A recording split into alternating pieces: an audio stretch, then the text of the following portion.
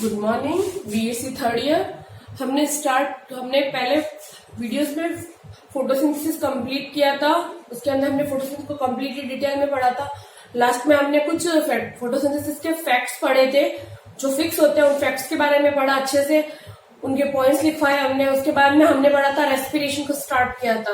और रेस्पिरेशन में मैंने बताया था हम क्या क्या पढ़ेंगे। रेस्पिरेशन में सबसे पहले हमने रेस्पिरेशन के अलग अलग नाम पढ़े थे कि भाई रेस्पिरेशन को हम इंटरनल रेस्पिरेशन कहते हैं, टिश्यू रेस्पिरेशन कहते हैं, सेल्यूलर रेस्पिरेशन कहते हैं और डार्क रेस्पिरेशन कहते हैं, माइटोकॉन्ड्रियल। और उसके बाद में हमने कहा था इसका कंटेंट पढ़ेंगे। तो हमने इंट्रोडक्शन स्टार्ट किया था। इंट्रोडक्शन में हमने हमने क्या बनाई थी इंट्रोडक्शन में, एक इक्वेशन बनाई थी C6H12O6, then 6 molecule of oxygen, then क्या बन रहे थे 6 कार्बन डाइऑक्साइड के मॉलिक्यूल्स निकल रहे थे, प्लस 6 वाटर के मॉलिक्यूल्स निकल रहे थे, प्लस 386 किलो कैलोरी एनर्जी निकल रही थी। एनर्जी प्लस हीट निकल रही थी। ठीक है, हीट के फॉर्म में एनर्जी निकल रही थी। इसलिए हमने इंट्रोडक्शन में क्या पढ़ा था, जो रेस्पिरेशन है वो रेस्पिरेशन कैसी है, एनर्जी नहीं, एटीपी लिखा था इसको हमने। ये तो एनर्जी और ये एटीपी। एटीपी एक तरह से एनर्जी होती है। तो कितनी एटीपी, 38 एटीपी बन रही थी। ठीक है, जो एनर्जी थी यहाँ की एनर्जी वो इस फॉर्म में थी, एटीपी और हीट के फॉर्म में एनर्जी निकल रही थी। ठीक है, और ये इसको हमने क्या बोला था, ऑक्सीशोषण।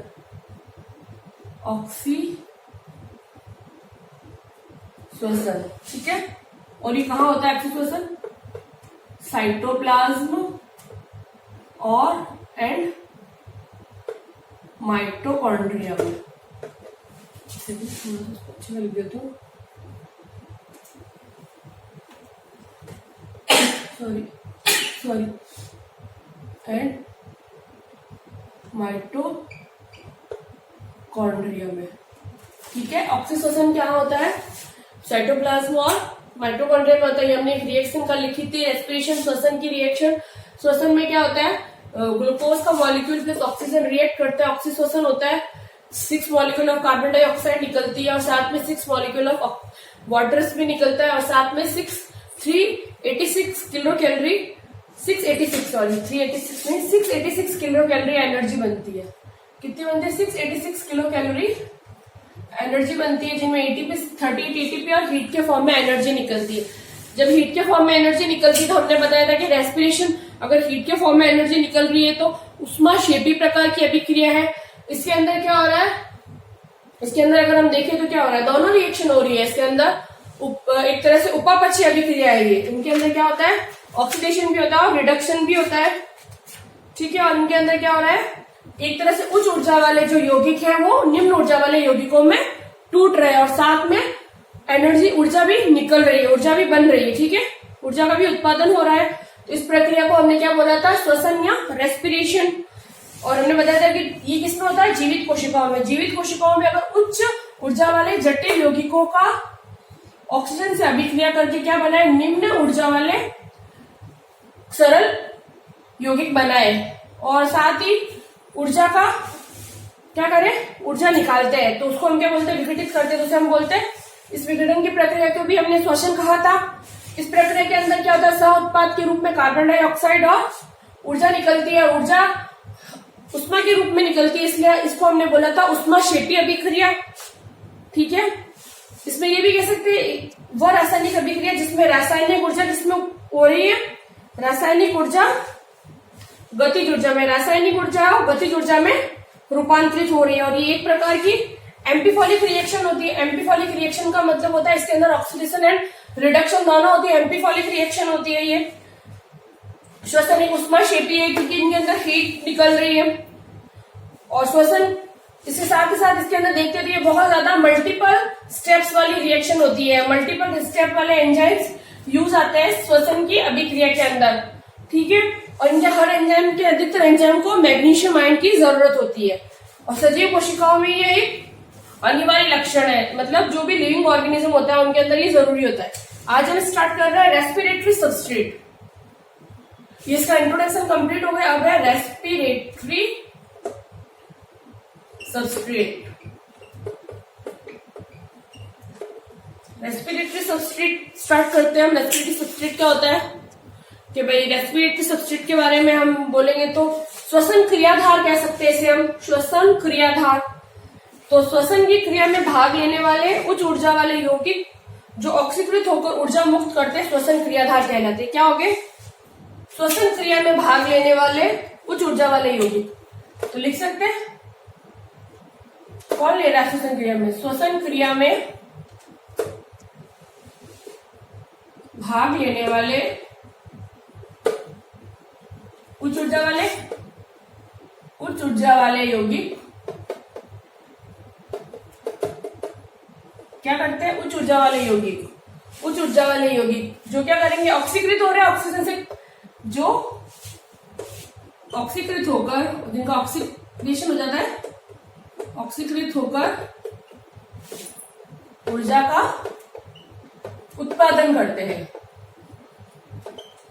ठीक है, वो होते हैं रेस्पिरेटरी सबस्ट्रेट। तो रेस्पिरेटरी सबस्ट्रेट क्या हो गया? एक तरह से ग्लूकोज हो गया। ये क्या बोल रहे हैं? श्वसन की क्रिया में भाग लेने वाले उच्च ऊर्जा वाले यौगिक जो ऑक्सीकृत होकर ऊर्जा का उत्पादन करते हैं। तो उसको हमने क्या बोला? Respiratory substrate. तो यहाँ पे रेस्पिरेटरी सबस्ट्रेट के फॉर्म में क्या आ सकता है? ये जो हमने लिखा हेक्सो सुगर, क्योंकि 6 कार्बन इसको हेक्सो सुगर कह सकते हैं। सबसे पहले श्वसन क्रियाधार कोशिकाओं में कार्बोहाइड्रेट का उपयोग हुआ। तो सबसे पहले रेस्पिरेटरी सबस्ट्रेट के फॉर्म में किसको लिया हमने? कार्बोहाइड्रेट। और कार्बोहाइड्रेट में भी क्या लिया हमने? Hexose sugar. और हेक्सोज सुगर कौन है? ग्लूकोज। ठीक है, सबसे पहले रेस्पिरेटरी सबस्ट्रेट के फॉर्म में या श्वसन क्रियाधार के रूप में कार्बोहाइड्रेट को काम में लिया गया था, जो 6 कार्बन वाली सुगर थी और ये ग्लूकोज थी। ठीक है, इसीलिए कार्बोहाइड्रेट को प्राइमरी सबस्ट्रेट भी कहते हैं। इसीलिए इस कार्बोहाइड्रेट को क्या कहते हैं? कार्बोहाइड्रेट को बोलते हैं primary substrate. Primary respiratory substrate, primary substrate, इसीलिए इसको प्रथम क्रियाधार भी कहा जाता है। इसीलिए कार्बोहाइड्रेट को ही प्रथम क्रियाधार कहा जाता है। आए समझ में? रेस्पिरेटरी सबस्ट्रेट क्या है? श्वसन की क्रिया में भाग लेने वाले उच्च ऊर्जा वाले यौगिक जो ऑक्सीकृत होकर क्या कर रहे हैं? ऑक्सीकृत हो रहे हैं और साथ ही ऊर्जा का उत्पादन करते हैं। ठीक है, ऊर्जा को मुक्त करते हैं, उत्पादन करते हैं। बात एक ही, ऊर्जा का उत्पादन करना है या ऊर्जा को मुक्त करते हैं, ये भी लिख सकते हैं। ऊर्जा को मुक्त करते हैं और ये कार्बोहाइड्रेट होता है। सबसे पहले कार्बोहाइड्रेट को एज अ रेस्पिरेटरी सबस्ट्रेट बताया था, जो हेक्सो सुगर है और ग्लूकोज है। तो इसको हम बोलते हैं प्राइमरी सबस्ट्रेट। सजीव कोशिकाओं में श्वसन क्रियाधार का क्रम, अगर हम लिखे सजीव कोशिकाओं में श्वसन क्रियाधार का क्रम, सजीव कोशिका में रेस्पिरेटरी सबस्ट्रेट का क्रम क्या है? रेस्पिरेटरी सबस्ट्रेट का क्रम या सीरीज क्या है? तो इसका क्रम है, क्रम कैसे होगा? इसका क्रम देखा जाए तो सबसे पहले अगर कार्बोहाइड्रेट है तो कार्बोहाइड्रेट को यूज करेगा सजीव कोशिकाओं में। कार्बोहाइड्रेट अगर नहीं है उसके पास तो फिर वो फैट को यूज करता है। जब फैट भी नहीं होता तब वो प्रोटीन को यूज करता है। ठीक है, थोड़ा सा ढंग से लिखते वापस। क्रम आप लिख लीजिए। सबसे पहले तो अगर सजीव कोशिकाओं के पास कार्बोहाइड्रेट है तो वो कार्बोहाइड्रेट से अपनी एनर्जी बनाएगा।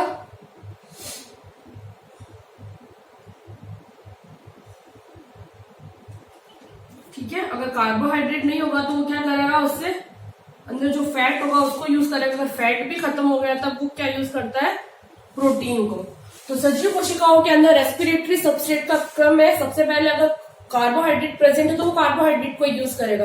अगर कार्बोहाइड्रेट उसकी बॉडी से पूरा खत्म हो गया, नहीं है, वो एब्सेंट हो गया, तो फिर वो उसके अंदर जो वसा होती है फैट को यूज करता है। और फैट भी नहीं है तो उस समय वो प्रोटीन को यूज करता है। तो कार्बोहाइड्रेट एब्सेंट होने पर रेस्पिरेटरी सबस्ट्रेट में फैट को यूज किया जाता है। फैट जब एब्सेंट होता है तो उस समय प्रोटीन को यूज किया जाता है।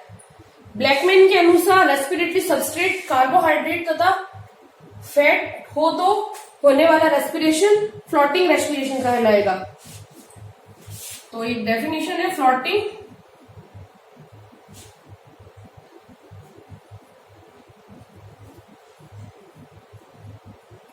रेस्पिरेशन क्या है? अगर जो रेस्पिरेटरी सबस्टेंट है, रेस्पिरेटरी सबस्टेंट के रूप में क्या हो, कार्बोहाइड्रेट एंड फैट हो। अगर रेस्पिरेटरी सबस्टेंस के रूप में कार्बोहाइड्रेट और फैट होता है तो उस समय होने वाला रेस्पिरेशन कहलाता है फ्लोटिंग रेस्पिरेशन। तो एक बार वापस इसकी डेफिनेशन बताती हूँ। फ्लोटिंग रेस्पिरेशन क्या होती है? फ्लोटिंग रेस्पिरेशन वो रेस्पिरेशन होती है, वह श्वसन होता है जिसमें क्या होता है, जो रेस्पिरेटरी सबस्ट्रेट होता है उसके रूप में कार्बोहाइड्रेट और फैट हो। अगर रेस्पिरेटरी सबस्ट्रेट के रूप में हमारे पास रेस्पिरेटरी सबस्ट्रेट श्वसन क्रियाधार के रूप में कार्बोहाइड्रेट और फैट है तो उस समय होने वाले श्वसन को हम बोलते हैं फ्लोटिंग रेस्पिरेशन। दूसरा है हमारा प्रोटोप्लाज्मिक रेस्पिरेशन या पेरिप्लाज्मिक रेस्पिरेशन। एक और डेफिनेशन है, प्रोटोप्लाज्मिक या पेरिप्लाज्मिक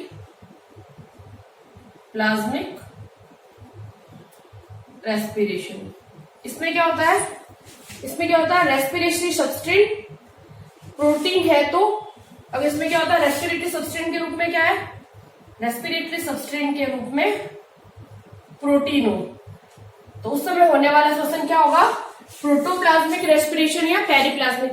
दो रेस्पिरेशन के नाम पढ़े हमने, फ्लोटिंग रेस्पिरेशन में क्या होता है, इस प्रकार के श्वसन क्रियाधार के रूप में कार्बोहाइड्रेट या फैट होता है, जबकि जो दूसरा पेरिप्लाज्मिक या प्रोटोप्लाज्मिक रेस्पिरेशन क्या होता है, इस वाले रेस्पिरेशन में जो श्वसन क्रियाधार के रूप में क्या होता है, प्रोटीन। अगर प्रोटीन श्वसन क्रियाधार के रूप में होता है तो उस समय होने वाला श्वसन कहलाता है पेरिप्लाज्मिक या प्रोटोप्लाज्मिक श्वसन या रेस्पिरेशन। प्रोटोप्लाज्मिक या पेरिप्लाज्मिक श्वसन। और किस समय होता है ये वाला प्रोटोप्लाज्मिक, जब भूखमरी या डिजीज के समय हमें कौन सा रेस्पिरेशन मिलता है, ये रेस्पिरेशन कब मिलेगा हमें, एक तो मिलेगा अगर कोई डिजीज हो गई है, ऐसी डिजीज की वजह से, कोई डिजीज रोग की वजह से, या फिर भूखमरी के समय। जब भूखमरी हो जाती है ना उस समय हमें कौन सा रेस्पिरेशन मिलता है, प्रोटोप्लाज्मिक या पेरिप्लाज्मिक रेस्पिरेशन कब मिलेगा, एक तो भूखमरी के समय जब अकाल पड़ जाता है भूखमरी, और मिलता है हमें कोई डिजीज हो जाए ऐसी जिसमें body as a respiratory substrate carbohydrate fat को नहीं ले पाए, उस समय क्या, उस डिजीज के टाइम में क्या होता है, प्रोटोप्लाज्मिक या पेरिप्लाज्मिक रेस्पिरेशन। ठीक है, आए समझ में, यार तो कोई प्रॉब्लम तो नहीं है। अब कुछ अपवाद भी है इसके, तो इसका अपवाद क्या है, इसके अपवाद के बारे में मैं यहाँ लिखती हूँ। एक अपवाद है, अपवाद के रूप में क्या होता है, बीज के अंकुरण के दौरान प्रोटीन का श्वसन होता है, तो इस प्रोटीन के श्वसन को हम फ्लोटिंग श्वसन कहते हैं। होता क्या है, जब सीड अंकुरण होता है, सीड जर्मिनेशन, और ये सीड कौन सा है, लेग्यूम का, लेग्यूम फैमिली का जो सीड होता है, सीड जर्मिनेशन के समय प्रोटीन का रेस्पिरेशन होता है, प्रोटीन के द्वारा, protein as a respiratory substrate होता है, प्रोटीन का श्वसन होता है, मगर इसे क्या बोलते हैं, फ्लोटिंग रेस्पिरेशन। ठीक है, एक बार वापस में बताते हैं। अपवाद के रूप में हमने बताया कि लेग्यूमिनेशन फैमिली या कोई दूसरी फैमिली भी होती है, उनमें जब सीड जर्मिनेशन होता है, जब सीड का अंकुरण होता है, उस समय वह श्वसन क्रियाधार के रूप में प्रोटीन को यूज करता है, यानी कि श्वसन में प्रोटीन का उपयोग लिया जाता है। तो उस समय जब श्वसन के लिए प्रोटीन का उपयोग लिया गया है, तब भी उसे हम पेरिप्लाज्मिक या प्रोटोप्लाज्मिक रेस्पिरेशन नहीं कहते, उस श्वसन को हम क्या कहेंगे, फ्लोटिंग रेस्पिरेशन। तो ये एक अपवाद है कि सीड जर्मिनेशन के समय प्रोटीन का श्वसन होगा, फिर भी हम उस श्वसन को क्या बोलेंगे, फ्लोटिंग रेस्पिरेशन। ठीक है, ये हो गया हमारा रेस्पिरेटरी सबस्ट्रेट कंप्लीट। अब नेक्स्ट हम पढ़ते हैं टाइप ऑफ रेस्पिरेशन।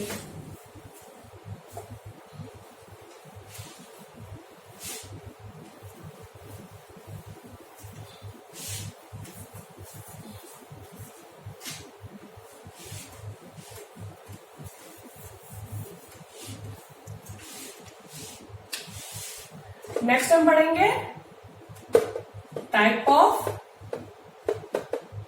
रेस्पिरेशन। क्या क्या टाइप्स है, ये न्यू टॉपिक है। हमने फर्स्ट इंट्रोडक्शन पढ़ लिया, फिर हमने रेस्पिरेटरी सब्सटेंस के बारे में पढ़ लिया। अब हम थर्ड पढ़ रहे हैं type of respiration. Type of respiration, अगर रेस्पिरेशन के टाइप को अगर दो टाइप से बांट सकते हैं, एक तो होगा एरोबिक रेस्पिरेशन और एक होगा एनएरोबिक। एरोबिक और दूसरा होगा एनएरोबिक। एरोबिक यानी कि ऑक्सीश्वसन और एनएरोबिक मतलब अनऑक्सीश्वसन भी कहा जाता है इसे।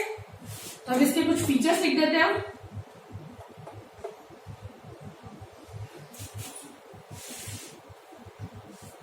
फीचर क्या क्या है? फर्स्ट है इसका ऑक्सीजन का यूजेज।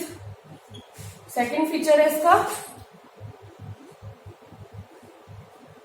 श्वसन क्रियाधार रेस्पिरेटरी सबस्ट्रेट का ऑक्सीडेशन। रेस्पिरेटरी सबस्ट्रेट का ऑक्सीडेशन, ठीक है। और थर्ड है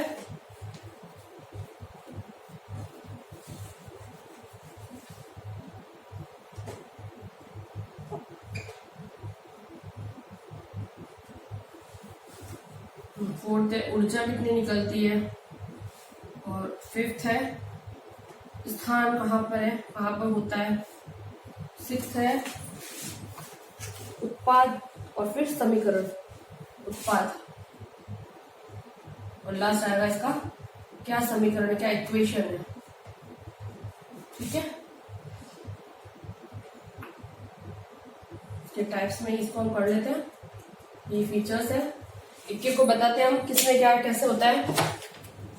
फर्स्ट है इसके अंदर अगर ऑक्सीजन का यूज, एरोबिक में क्या होगा, ऑक्सीजन का यूज होगा, जबकि एनारोबिक में ऑक्सीजन का यूज नहीं होगा। रेस्पिरेटरी सबस्ट्रेट का ऑक्सीडेशन, एरोबिक के अंदर पूर्ण ऑक्सीडेशन होता है, कंप्लीट ऑक्सीडेशन, पूर्ण ऑक्सीकरण, ठीक है। जबकि अनऑक्सीश्वसन में क्या होगा, अपूर्ण ऑक्सीकरण, अपूर्ण ऑक्सीकरण, ठीक है। फिर नेक्स्ट है इसके अंदर जो कार्बन होता है, कार्बन डाइऑक्साइड के रूप में मुक्त होता है। सभी कार्बन कैसे होते हैं, कार्बन डाइऑक्साइड के रूप में होते हैं, जबकि इसके अंदर सभी कार्बन किस रूप में होता है, कार्बन डाइऑक्साइड और इथेनॉल के रूप में बनता है, साइड व इथेनॉल के रूप में, ठीक है। फिर नेक्स्ट है ऊर्जा, इसके अंदर 686 किलो कैलोरी, 6 किलो कैलोरी होती है, यानी कि 38 टू 36 टू 38 एटीपी, ठीक है। जबकि इसके अंदर क्या होता है 56 किलो कैलोरी, यानी कि 2 एटीपी ऊर्जा, ठीक है। और स्थान, ये स्थान क्या होता है, साइटोप्लाज्म और माइटोकॉन्ड्रिया में होता है, साइटोप्लाज्म एंड माइटोकॉन्ड्रिया, ठीक है। जबकि ये कहां पर होता है, साइटोप्लाज्म में कुछ कवक, एस्केरिस बैक्टीरिया, सीड, मानव आरबीसी और मानव पीसियों में क्या होता है, एक तो होता है साइटोप्लाज्म में, फिर कुछ कवक में मिलेगा हमें, कवकों में, फिर ये मिलेगा आरबीसी में, उसके बाद में मिलेगा एस्केरिस, एस्केरिस में हमें मिलेगा इस टाइप का। उसके अलावा एस्केरिस में भी मिलता है, मानव की पेशियों में मिलेगा, सीड में मिलेगा। उत्पाद के रूप में, इसमें उत्पाद के रूप में क्या बनता है, carbon dioxide plus water and ऊर्जा, ठीक है। जबकि इसके अंदर एल्कोहल और कार्बन डाइऑक्साइड बनता है, ऊर्जा के रूप में एल्कोहल, कार्बन डाइऑक्साइड और एनर्जी निकलती है हीट के फॉर्म में। ये अल्कोहल भी हो सकता है या कोई एसिड भी हो सकता है, इसको एसिड भी लिख सकते हैं, acid and carbon dioxide and ऊर्जा हीट के फॉर्म में, ठीक है। और इसके समीकरण दोनों का, समीकरण में वापस बनवा दूंगी एक बार, इसका समीकरण यहाँ बना देती हूँ। ये हो गया, ये तो हमारा एरोबिक का समीकरण है, ये वाला ऑक्सीश्वसन, ऑक्सीश्वसन का है ये वाला C6H12O6 glucose plus carbon dioxide, ये जो निकला पूरा इसका एनर्जी निकल गई, ठीक है। ये एटीपी 36 to 38 एटीपी निकलते हैं, ठीक है। और फिर सेकंड हम यहाँ बना देते हैं दूसरा, इसका एनारोबिक का मैं बना रही हूँ ग्रीन से, तुम्हें पता चल जाएगा, कंफ्यूजन नहीं होगा। इसमें क्या था, जो ग्लूकोज होता है C6H12O6 अनऑक्सीजनेशन हो रहा है, तो क्या बनेगा इसमें, इथेनॉल एंड कार्बन डाइऑक्साइड से क्या बन रहा है, तो बन रहा है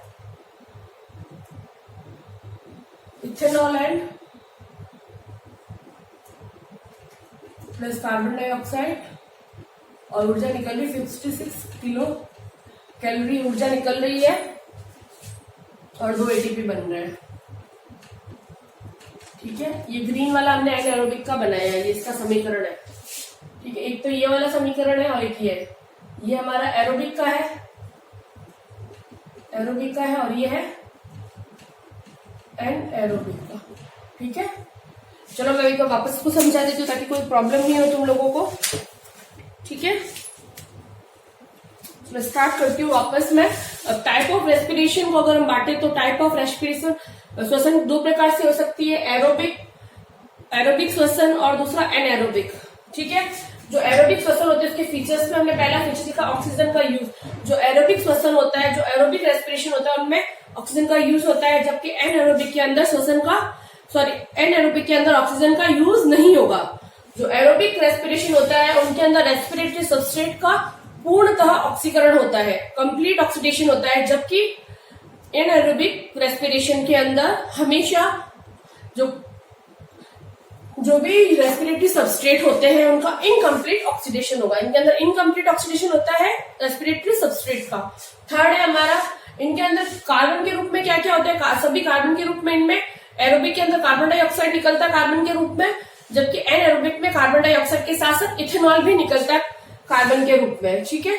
और ऊर्जा है, एरोबिक के अंदर ऊर्जा निकलती है 686 किलो कैलोरी ऊर्जा, जो 36 या 38 एटीपी के बराबर होती है, जबकि इनके अंदर एनारोबिक के अंदर क्या होता है 56 किलो कैलोरी एनर्जी बनती है, जो हीट के फॉर्म में होती है, और 2 एटीपी बनते हैं।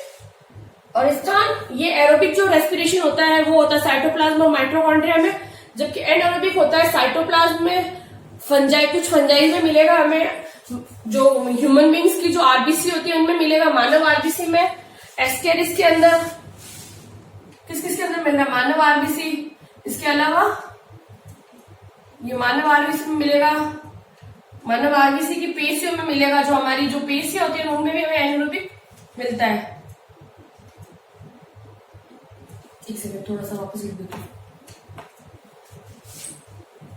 मानव आरबीसी, मानव पेशी, जो मानव पेशियों में, एस्केरिस में, ठीक है, और सीड में, और बैक्टीरिया में।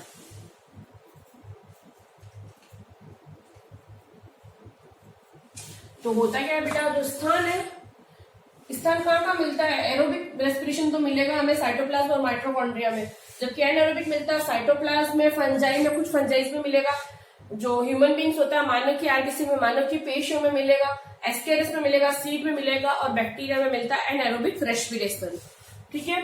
और उत्पाद के रूप में एरोबिक रेस्पिरेशन में बनता है कार्बन डाइऑक्साइड और वाटर, और ऊर्जा निकलती है। और जो दूसरा है इसके अंदर, एनारोबिक के अंदर क्या होता है, उत्पाद के रूप में क्या बन रहा है, इथेनॉल एंड कार्बन डाइऑक्साइड, यहाँ पे कुछ एसिड भी बन सकते हैं, 56 किलो कैलोरी एनर्जी निकल रही है, और हीट के फॉर्म, और 2 एटीपी बनते हैं, हीट के फॉर्म में एनर्जी निकलती है।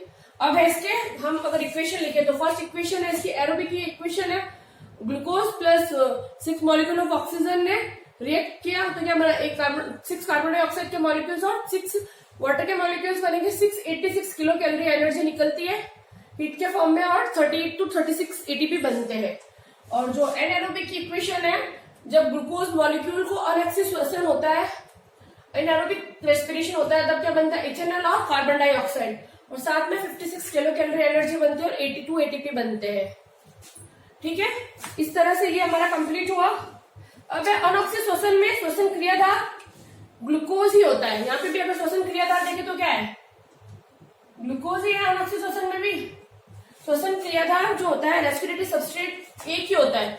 जो अनऑक्सिस श्वसन होता है उनमें रेस्पिरेटरी सबस्ट्रेट ओनली ग्लूकोज ही होगा एनऑक्सी में। ऑक्सी में तो हमने बताया था ग्लूकोज भी हो सकता है, फैट भी हो सकता है, प्रोटीन भी हो सकता है, जबकि एनएरोबिक रेस्पिरेशन में रेस्पिरेटरी सबस्ट्रेट हमेशा ग्लूकोज ही होता है। ठीक है, इसीलिए अनऑक्सी श्वसन को हम क्या बोलते हैं? Intramolecular respiration. इसको एक और नाम क्या दे सकते हैं? Intramolecular respiration. Intramolecular respiration. और यहाँ पे जो रेस्पिरेटरी सबस्ट्रेट क्या होता है? रेस्पिरेटरी सबस्ट्रेट ग्लूकोज होता है। यहाँ पे हमेशा रेस्पिरेटरी सबस्ट्रेट के रूप में ग्लूकोज ही होगा श्वसन क्रियाधार के रूप में, इसीलिए इसको हम बोलते हैं इंट्रामोलिकुलर रेस्पिरेशन। अनऑक्सी श्वसन की खोज किसने की थी? कॉस्चे ने। इसकी खोज किसने की थी? ये साइंटिस्ट का नाम है कॉस्चे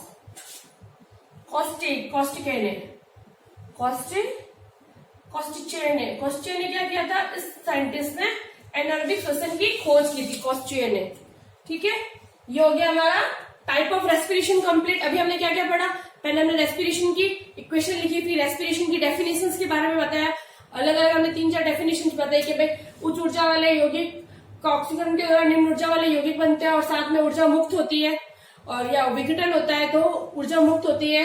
ठीक है, और इसमें ऊष्मा निकलती है, इसलिए हमने ऊष्माक्षेपीय अभिक्रिया कहा। एक एम्पीफॉलिक रिएक्शन है, इसका कारण है कि इसमें ऑक्सीडेशन और रिडक्शन दोनों होता है, और ऑक्सीश्वसन में हमेशा ऑक्सीजन का यूज होता है। फिर हमने इसके सबस्ट्रेट के फॉर्म में हमने बताया कि ग्लूकोज एज ए सबस्ट्रेट होता है, इसलिए उसको हम प्राइमरी सबस्ट्रेट भी कहते हैं। जब ग्लूकोज अनुपस्थित होता है तो सेल में फैट के द्वारा श्वसन होता है, अगर फैट भी अगर एब्सेंट होता है तो फिर प्रोटीन लेते हैं। जब जब कार्बोहाइड्रेट और फैट दोनों को अगर यूज करते हैं श्वसन में तो उसको हमने फ्लोटिंग रेस्पिरेशन कहा था, और अगर प्रोटीन को एज अ रेस्पिरेटरी सबस्ट्रेट के फॉर्म में यूज करते हैं तो उसको हमने क्या नाम दिया था? पेरिप्लाज्मिक या प्रोटोप्लाज्मिक रेस्पिरेशन। फिर इसका अपवाद बताया था कि जब सीड जर्मिनेशन होता है तो उस समय क्या होता है? प्रोटीन को as a respiratory substrate use किया जाता है और श्वसन किया जाता है, तब उस श्वसन को हम नाम देते हैं फ्लोटिंग रेस्पिरेशन। तो ये एक अपवाद है। उसके बाद हमने पढ़ा type of respiration. Type of respiration 2 प्रकार के, एरोबिक एंड एनएरोबिक, ऑक्सी और अनऑक्सी श्वसन। ऑक्सी श्वसन में भी हमने बताया कि भाई अलग अलग इसके है, इसकी समीकरण बताई।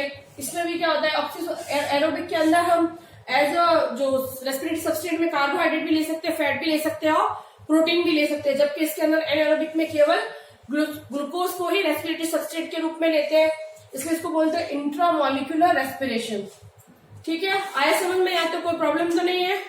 अगर कुछ प्रॉब्लम है तो वापस मुझसे क्वेश्चन कर सकते हैं आप। ठीक है, ये तो हो गया हमारा यहाँ तक कंप्लीट। अब आगे हम स्टार्ट करते हैं नया टॉपिक, फर्मेंटेशन।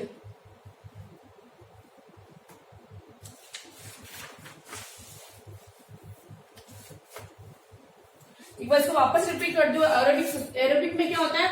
जो एरोबिक रेस्पिरेशन होता है वो ऑक्सीजन की प्रेजेंट में होता है तो ऑक्सीजन यूज होती है इसके अंदर, जबकि एनएरोबिक रेस्पिरेशन हमेशा ऑक्सीजन की अनुपस्थिति में होता है, यानी कि यहाँ पर ऑक्सीजन की जरूरत नहीं होती। इसकी इक्वेशन अगर हम देखें तो देखो, ग्लूकोज है, ग्लूकोज से इथेनॉल और कार्बन डाइऑक्साइड बना, यहाँ पे कोई प्रकार की ऑक्सीजन यूज नहीं हुई है, और 56 किलो कैलोरी एनर्जी बनती है और 2 एटीपी बनते हैं, और हीट के फॉर्म में एनर्जी यहाँ पर भी निकलती है।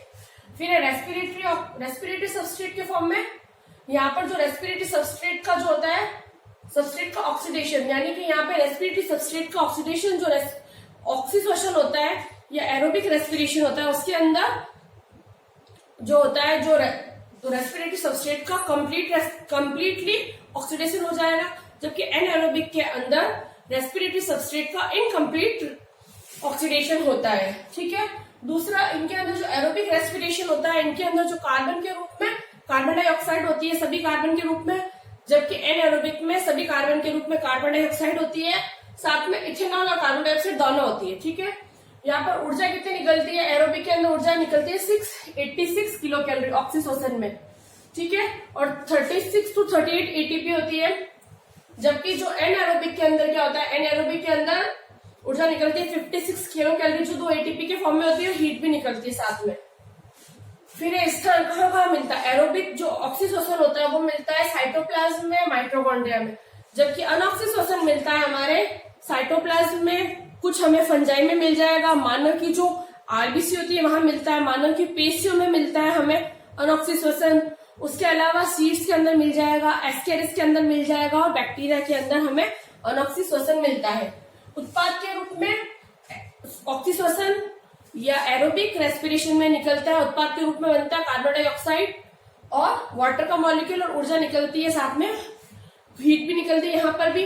और एनएरोबिक में क्या होता है, यहाँ पर उत्पाद के रूप में अल्कोहल या एसिड निकलता है, साथ में कार्बन डाइऑक्साइड और ऊर्जा और हीट के रूप में हीट निकलती है।